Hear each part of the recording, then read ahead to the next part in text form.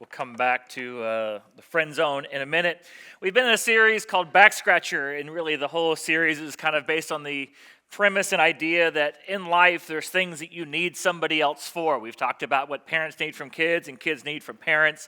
We're going to be moving into what we need from one another in the context of a marriage relationship.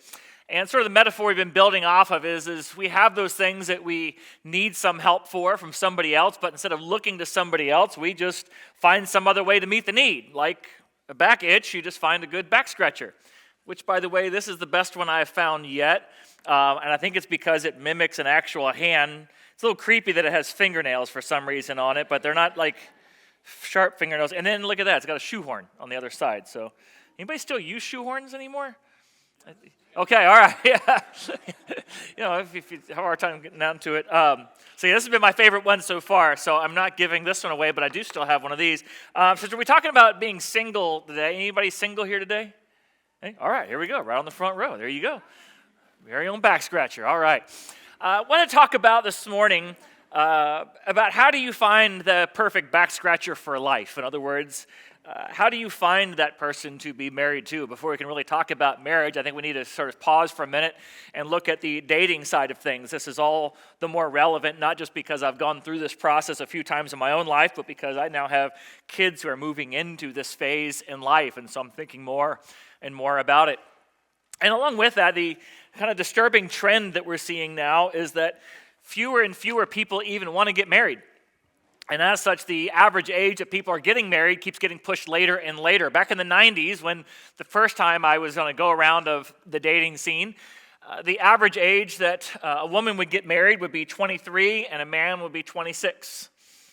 Now, that is pushed to 28 for women and age 30 for men. Now, the most disturbing stat I saw in relation to this is the average age in which someone has their first child is 26. So if you're not getting married till 28 or 30, but you're having kids at age 26, it's no wonder that 40% of kids are now born into a non-traditional home. And there's a lot of stats that show that this is a more difficult environment to grow up in. And I can vouch for this because my kids, as you may all know, after my wife passed, I've been kind of thrust into this non-traditional world. And it's been difficult to raise kids in a non-traditional environment, at least I assume so, compared to what a traditional environment might be. Now, the reason for this shift has to do with lots of sociological factors. Most importantly is how people date nowadays. They did a survey back in the city of Philadelphia back in 1930 and found that one-third of the people in Philadelphia back in 1930 had married somebody that grew up within 5 city blocks of their house. Just let that sink in. Right? Whereas nowadays, that's very rare that you would ever meet and marry somebody that grew up in your same neighborhood or even subdivision, if not even city. It happens less and less nowadays because of online dating and everything else. Everything is thrust into, there's thousands of people to choose from all over the world. And what used to be, people would meet somebody either at school or at church, now that has shifted to bars and online. For better or for worse, and I would argue in many ways for worse, because it's not just where you meet somebody, it's where you meet somebody has done to the motivators behind dating. And what I mean by that is the predominant motivators for dating nowadays are not what you might think, and they're definitely not what would lead to a wonderful, lasting, loving relationship with somebody. The motivating factors in dating nowadays are fear, pride, and lust. Those are what the sociologists have pulled out of what they're seeing nowadays. Fear, beginning off of the fact that, what's the stat for how many people what marriages end up in divorce? What is it? 50%, everybody always says, right? 50% of all marriages in divorce. That's actually not even a true stat. That was a projection that they believed it would be, but really the number is only about 35% of marriages end in divorce. So, wow, you can see it's a whole lot better than we originally thought. No, let's face it, 35% is still far too high. And it's high enough that you don't just know somebody who got divorced. Rather, you intimately, closely know somebody who's been through divorce, whether it's yourself, your parents, a brother or sister, or a very close friend. And going along with that, when you look at the most difficult thing that somebody can go through is the death of a spouse. Second to that is divorce. Now, having been through both, I can testify right on the money with those things. Very, very difficult to go through both of those or either of those. Now, If you look at marriage and say there's a 35% chance I could go through the second most traumatic experience a person can go through, how excited are you about the idea of getting married? Do you see where marriage is going to have certain fears baked into the whole concept of even getting married? Furthermore, there's another fear that goes along with this, and that is the fear of what it could do to me and myself. And this is where fear and pride kind of come together. So now keep in mind, the stuff I'm going to share with you, these aren't my ideas. If you don't like them, don't shoot the messenger, okay? I'm telling you what reality is out there. I'm not telling you what I think or what my opinions are. I'm just telling you what I've read about what is out there. So women oftentimes are wanting to wait a little bit longer because it's a gamble. Let's face it, it's a gamble to take a risk on the guy you meet in school. Because we all know the story of the high school quarterback who turns out to be a loser later in life, right? We all know that story. So women are wanting to wait a little bit longer to see which one of these guys actually pans out, right? Which one of them ends up with a good paying job and a stable home life, right? Because it's kind of a gamble if you just marry somebody out of high school or maybe even, in trade school or college or wherever it be. It's a real gamble. You don't really know what you're going to get. Better to wait, so this is where the fear comes in, better to wait so you can find somebody who is more of a sure thing. Now, on the guy side, they look at it like, why would I want the baggage of a relationship? It's only going to slow me down with my career goals. Because if I got to lug this girl all over the country every time I get a good job opportunity, it's kind of weighing me down to take her and maybe a possible kid or a family and all the expense that has. I want to pay off my student loans. I want to get to a stable place. I want to be able to get ahead in life because it's really hard dragging around a wife all over the place. And so, once again, don't shoot me. This is not my idea. I'm not saying this, okay? I am reflecting to you the nature of the culture, okay? And so you can begin to see why there's an incentive to wait longer and longer and longer before you make that decision. And thus, the average marriage age is pushed to 28 to 30 years old, to the place where you can find those things that you're looking for out of the fears that are coming out of this. Now, pride comes into this as well because there's been a revitalization, especially with online dating, there's been a revitalization of the idea that finds its roots actually in Greek mythology, and that is the idea that you can find your soulmate, okay? Soulmate actually comes from a Greek mythological concept where at one point humanity was whole. Male and female was a single being, but I don't know, God's got jealous of their power or something like that. I don't know how the garbage goes, but they split them apart, cast them to different places, and now your destiny, your quest in life is to find your other half. A lot of these terms we get, to find my other half, my better half, my soulmate, right? Or in the Jerry Maguire language, find someone who you could say, you complete me. That's a whole concept. This all comes out of Greek mythology, not scripture. This is not a scriptural view of marriage. This is a Greek mythological view. Now, this kind of lose steam over time, especially if you are in the city of Philadelphia, and really your only marriage options are the 10 to 15 girls who are growing up within 5 city blocks of your place, or if you look around at your high school graduating class and, really this group of losers is all I got to deal with. I don't really see anything here that suits my fancy. But if that's all you have to choose from, right? You kind of look at it like, well, you got to dance with the one who said yes to the prom, right? You only have so many options. You lower your expectations. You temper your expectations to what is reality. And you kind of say, you're not going to find the perfect person. You kind of got to make the best of what you got around. But now with online dating, where you can peruse through thousands upon thousands of potential mates, it's revived the idea that if you don't find the perfect person, it's just because you're too lazy. It's just because you didn't put forth the effort. I mean, they're all out there. It's just a matter of spending the time to scroll through and find and evaluate, because certainly with that many choices, with thousands to hundreds of thousands of options, with that many options out there, there's got to be somebody out there who is the perfect person for me. And this idea of finding the perfect person for me then only exacerbates this issue of pride and self-centeredness, because really, what am I looking for? I'm looking for somebody who is the perfect person, because if I find the perfect person, it's going to result in the perfect marriage. Because if I can find the perfect person for me, where I struggle with discipline, they can add structure. If I struggle with financial issues, they can add savings. If I struggle with cleanliness, they can clean up. And everybody's looking for somebody that they can clean up after, have to add discipline to, and will spend all their money. That's exactly what everybody's looking for. And that's why you're the perfect person. No, nobody's looking for that. But we go out thinking to ourselves that certainly with this many options, the perfect person for me is definitely possible.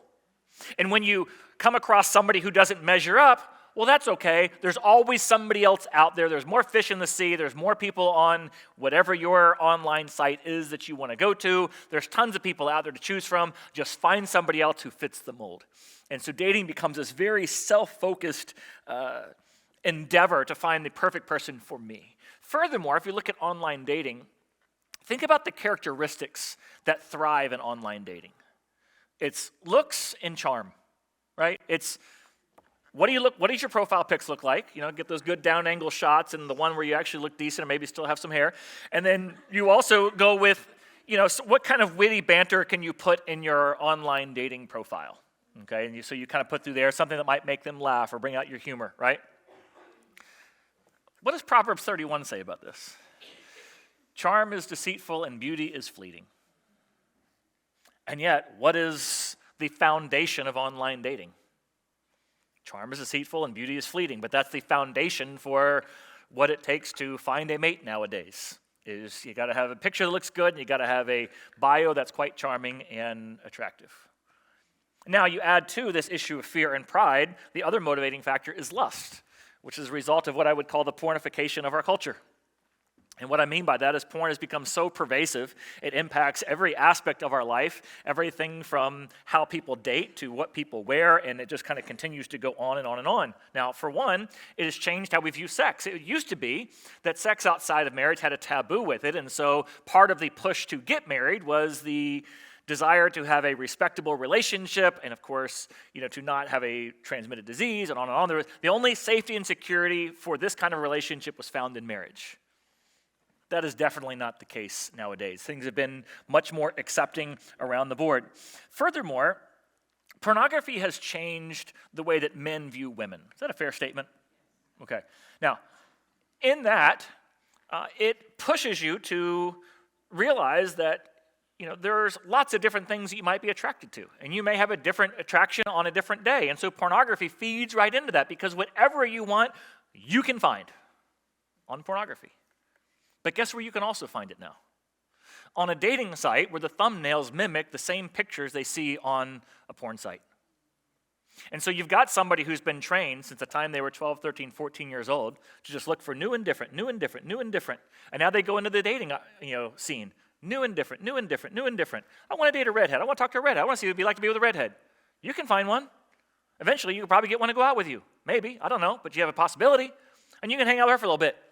And then you might say, I'm kind of done with redhead. I want to try brunette. So you go brunette. And you can just keep on going through whatever demographic is your fancy of the week. Big girl, small girl, tall girl, short girl, redhead, brunette. Whatever you want, you can find out there, whether it's a man or a woman, whatever it is you want to find, you can find online. And the only difference is, this is where you get to live out a real-life fantasy, which could be far better than pornography. And that's what the promise really becomes. And so it becomes that. And on top of that, it makes people far more disposable, or at least in your mind. People are just a commodity. You can just pass through them. And when you're tired with them, you just simply, in porn, you just exit out of the browser. With people, you just ghost them. Right? You don't ever have to have any further conversation or relationship with them whatsoever. You just ghost and move on. And it's almost become part of online dating, where you just have to begin to deal with the reality of ghosting. And it happens both ways. And now, by the way, there are other ways that women use men as a commodity. I found this out last time I was back in the dating pool.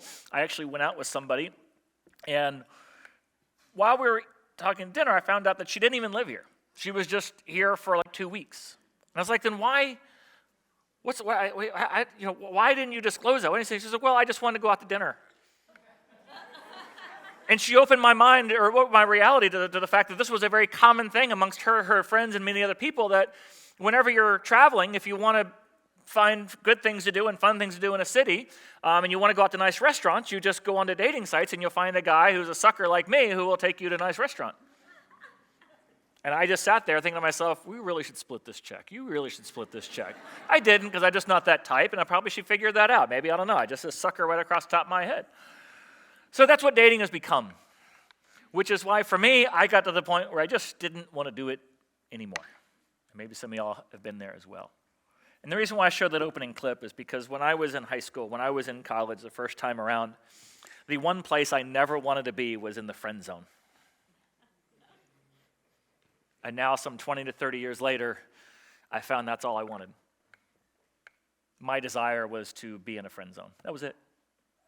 Because I began to realize that marriage wasn't about finding the perfect person, and it wasn't about the looks or the charm or all these other things that we go through in the whole dating thing where you're interviewing somebody and you have this sort of job interview where you're going through all the resumes to see who's the right fit. I understood that marriage was about a friendship, and I just wanted to find a friendship that I could enjoy for life. And so instead of dating, I just was friending, I guess you could call it. Some of my friends would make fun of me, and they'd be like, "Oh, you guys are dating, aren't you?" I'm like, "No, we're not. We don't hold hands. We don't kiss. We don't hug. I don't even get out of the car when I drop her off. I'm like, bye." They, "How dare you? It's not a date. That's why." And you might say, "Well, that's not how you treat a girl on a date." It's not a date. I said at the very beginning, I don't want a date. I'm not looking for a date. I'm not looking for a wife. I'm looking for a friend. And if you want to be a friend, let's hang out as friends. But that's all we're going to be, our friends, period. And that's all we were for a long time. And nobody could seem to understand it. I know years ago there was a book called I Kissed Dating Goodbye. I don't really know what that whole book was about. But I can just say I did. I got so sick of the whole job interview process that dating had become. I didn't want it anymore. I just wanted to find a friend. And I wanted to be in the friend zone, and that's where I'm at, and I'm very happy being in the. I'm other things too with Michelle now, but we're also still friends, and that's what I found. I found a friendship for life, and so this morning I want to kind of look through to see what does the Bible say about dating.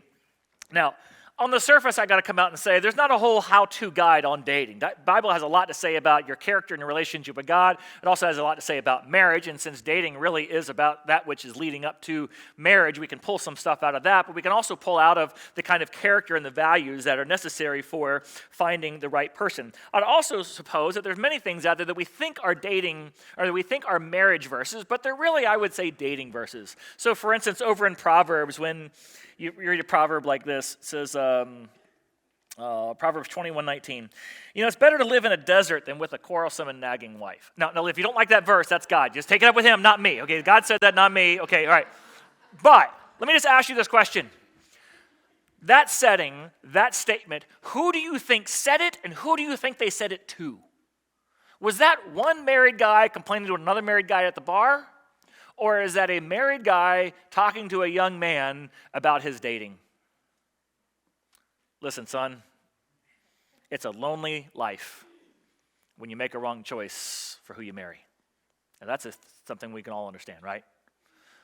So you better think twice about who it is you marry, because you'd be better off living your life in a desert than being in a bad marriage, being with somebody who's not somebody you want to be married to. So there are a lot of these things we find in Scripture. And so this morning, I just want to look at two primary characteristics that should guide our dating process as it leads to marriage. And now, if you're not in a dating place, a couple things I'll tell you. Number one is, I'm sure you know somebody who is, and eventually you may have kids who are. And so these are kind of things you need to keep in the back of your mind. And like me, you may be hurled and thrusted against your will back into the dating scene someday. You never really know. And so that's why I want to put this out there before we sort of move into the marriage discussion. The guide that I want to use, I want to just pull out of Genesis 24 because it's really the closest thing we can find to a dating sort of passage in Scripture, if you will. Now, first of all, I'm glad the Bible doesn't have a lot to say about dating in a sense because the cultural norm back in the day was an arranged marriage, and I never really was excited about the idea of my parents choosing who it is that I would marry. However, now as a dad with kids, I can kind of see the wisdom in it and how much I would really love to be able to determine who it is my kids do and do not date, right? You with me on that one? So you can kind of see, I kind of starting to appeal to me now in my older age. But in Genesis 24, I'm just going to read a few select verses. By the way, Genesis 24 is the longest chapter in Genesis, which is kind of remarkable when you think about all that's in Genesis, okay? Like, the world was created in less verses than the dating passage, right? Just let that sink in for a second. Now, I'm also going to sort of handpick a few things out of it, and the reason for that is there's some creepy stuff in here. I don't know how else to say it. I could go through and explain it all to you, but I typically only do that at men's group because I don't try to creep you out on a Sunday morning too much. So you kind of have to go to men's group for that. And you might say, what about us women? Well, ask somebody who goes to men's group, because it's really not polite for me to be the one to share with you some of the stuff that you read in Scripture. So all that to say, we're going to kind of cherry pick a few things out of here to pull the dating principles that we see. And we see the very first one in Genesis 24, verse 3. And this is Abraham talking to a servant of his who kind of is going to act as a matchmaker. And because the parents are the ones choosing who they're going to marry. And so he says, hey, here's how I want you to select the person that my son Isaac is going to marry. He says, I want you to swear by the Lord, the God of heaven and earth, that you will not get a wife from anywhere around here. Rather, I want you to go back to where I am from to find her someone to marry. Yes, I paraphrase that because there's some creepy stuff in the verse. All right, but that's basically what he says. I don't want you to find a girl around here. I want you to go back to my hometown. Because if you know the story of Abraham, he has this relationship with God. There's a very select few people in where he lives at the time, has a relationship with God. And says, I want you to leave here, and I want you to go all the way down to what will eventually become Israel. But the people there are an evil, wicked people. And so he says to this guy, he's like, listen, you're not going to find a good girl around here. You're just not going to find it. You're not going. Which, by the way, there's a lot of places you're not going to find a good girl, okay? And there's a lot of places you're not going to find a good guy. And you wonder why? Because you can't find a good guy? Because you're not looking in the right places. So he says you got to go look in the right place to find the right person. The right person is somebody who has the same faith that we have. So go back to where I came from, back to my hometown, and there you'll find somebody who has the same values that I have. Now, what do we pull out of this? Find somebody who has the same faith that you have, who is consistently pursuing a loving relationship with Jesus Christ like you are. Consistently pursuing is a key term there. Consistently pursuing a loving relationship with Jesus. Now, there's a lot of con artists in the dating world. Can I get an amen on that one? And never more true than when they find out you're a Christian. Oh, yeah, I love Jesus too. I grew up going to church. Yeah, matter of fact, I go to Faith Greece, Baptist Presbyterian Love God Church over. It's right over there. You know that one I'm talking about. Well, they understand I've been there. No, they don't. That's why I say this. Your first argument as a couple should be as to which church you're going to go to. You get that? That should be an argument. Why would it be an argument? Because theoretically, you would be so grounded and rooted here at your church, and they would be so rooted and so grounded there, it would be a difficult decision for either one of you to uproot yourself from your faith community, which you're a deep, rooted part of you, which is an integral part of your life, to up and move to go to a different church. That should be an argument that you have. You should really be debating the merits of the two. Now listen, I know this is the better church in the end. I get that. I understand that. I'm totally on board with that. But I also got to tell you, I love, some people say, hey, Steve, I just let you know, man, get married and we're going to go to her church. I am okay with that. As a matter of fact, I love that. Because I think you have the best opportunity for a healthy, lasting, loving relationship because you found somebody that is so rooted and deeply into their faith community that they can't possibly give it up, and they will not give it up for you. I love that. That's amazing. It's a lot better than, well, I go to Essential. I love going to Essential. I heard all great things about it. Let's go. Really? You have no root anywhere else, but yet you're going to tell me you're a strong Christian? I don't believe it. You understand me? I just don't believe it. If you could just up and move that quick and that easy. 2 Corinthians chapter 6 says this very clearly, do not be yoked with unbelievers. This is an old farming terminology. You can't put, one big beefy oxen with one little mini oxen and just be going around in circles. You're not going to get anywhere. He says, what connection do you have in common with an unbeliever? You don't. Yeah, but we love the same music. Well, that's going to be great because when you all eventually divorce, they'll have a lot of good country songs just like you will that will just comfort you and with tears in your beer about what it's like to be now divorced.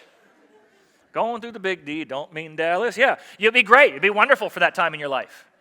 Maybe, just maybe, you ought to look for a shared value because you both have a loving relationship with Jesus Christ. You have a positive and right, accurate definition of love. Because outside of a loving relationship, Jesus says this, we didn't know or you don't know what love is until you understand my love for you.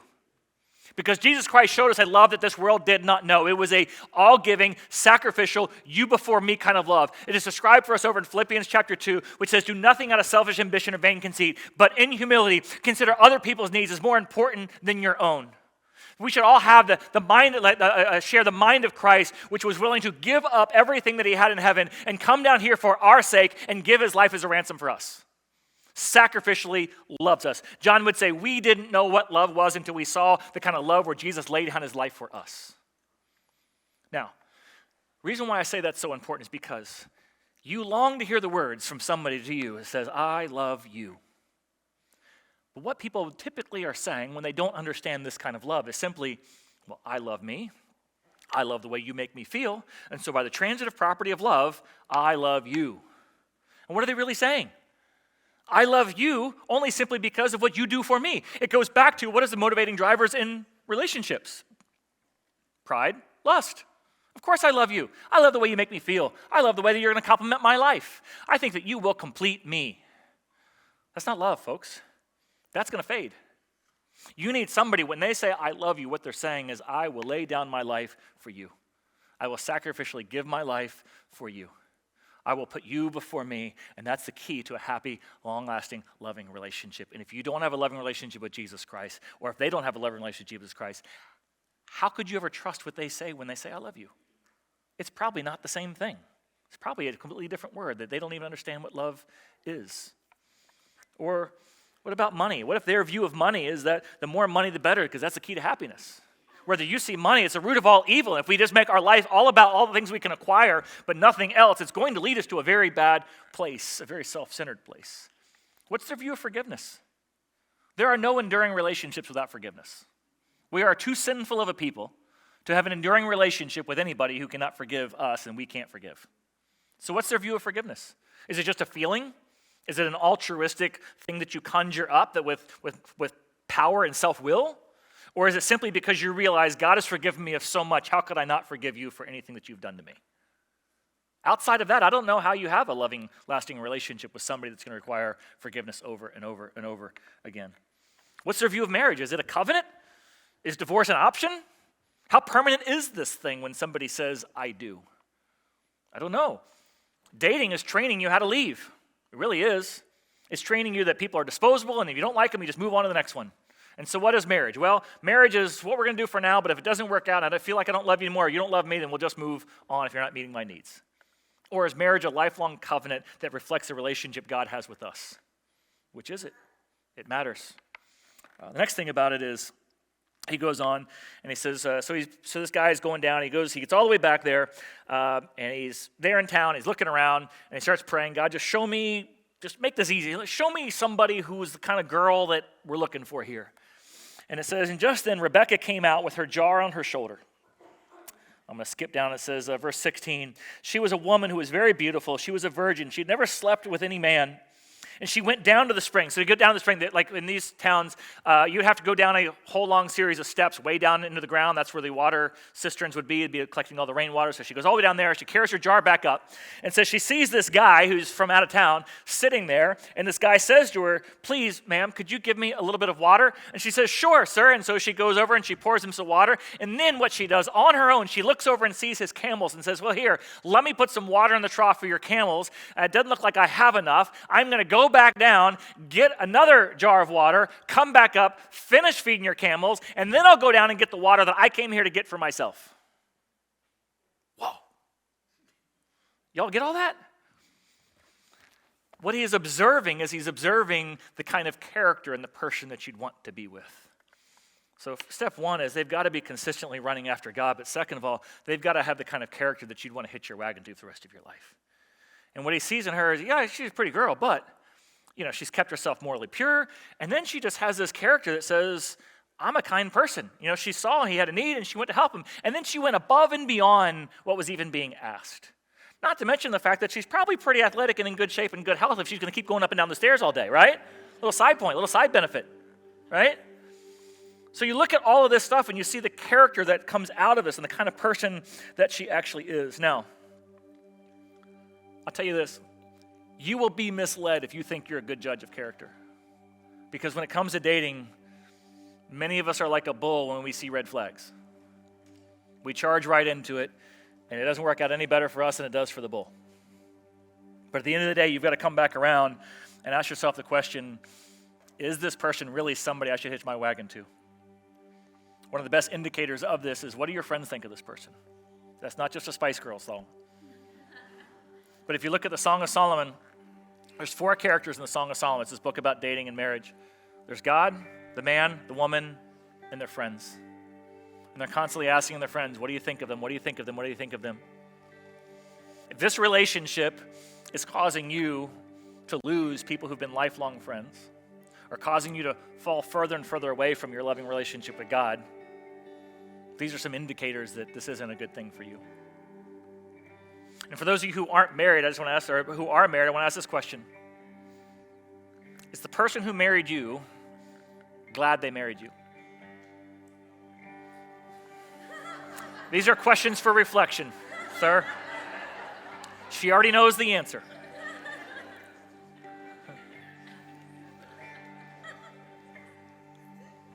And now that you are married, what can you do to become that person where you failed or where you've struggled? Are you moving them closer in a relationship with Jesus Christ or further away? Are you a spiritual leader or are you pulling them away from Jesus? As you look back over your life, am I the kind of person that somebody should be married to? Will it result in them having a better and longer and deeper loving relationship with Jesus Christ because of it? Would you join me to close our time in prayer? Father, I thank you for your grace over us. For Father, where we failed in these areas, we continue to find grace from you. Perhaps maybe we've also found grace from the one that we've been married to, who's still here. And just their presence has said, I love you, I forgive you, and I believe in you. And Father, may we receive that grace from both you and from them and use that as a motivator to become more and more like you.